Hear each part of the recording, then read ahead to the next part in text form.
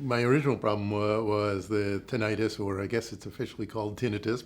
I had first started noticing it, a couple years ago. I want to go to someone who's a specialist in it, and I saw looked up on the web and found Dr. Wyckoff on the web, made an appointment, and came in. We ran through a whole series of hearing tests.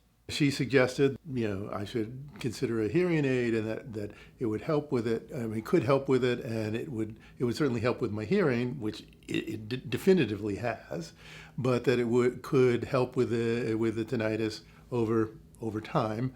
Right now, I'm quite satisfied with just the hearing aid. I mean, certainly it's made my hearing better. I mean, there are things that I'm hearing now that I didn't realize I wasn't hearing. I was like, oh, yeah. I think hearing things like this are the sort of thing that sort of gradually creep on you, and you don't realize how bad it's gotten. It was clear from the moment that I walked into this office that she wanted to help me. You won't find anyone in any of the related any kind of medical field who's as warm and caring a personality as Dr. Wyckoff.